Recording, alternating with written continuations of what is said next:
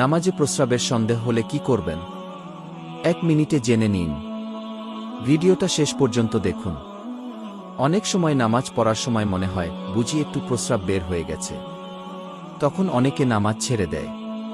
কিন্তু জানেন কি, এটা সবসময় ঠিক না। নবী করিম সাল্লাল্লাহু আলাইহি ওয়াসাল্লাম বলেছেন, যতক্ষণ না গন্ধ বা শব্দ কিছু অনুভব করো ততক্ষণ নামাজ ভেঙো না। সহিহ মুসলিম। মানে শুধু সন্দেহ হলে নামাজ ভাঙা যাবে না। যদি নিশ্চিত হও, ভেজা দেখো বা গন্ধ পাও, তখনই নামাজ বন্ধ করে নতুন অজু করবে। আর যদি বারবার এমন সন্দেহ হয়, বুঝে নিও এটা ওসওয়াসা, মানে শয়তানের ধোঁকা। তখন বলবে, আউযু বিল্লাহি মিনাশ শাইতানির রাজিম গে, আর নামাজ চালিয়ে যাও। এমন কথা সবাই জানে না। শেয়ার দিয়ে মানুষকে দেখার সুযোগ করে দেন, একটা লাইক দেন, আর কমেন্টে বলেন সুবহানাল্লাহ। আল্লাহ আপনার নামাজ কবুল করুন, আমিন।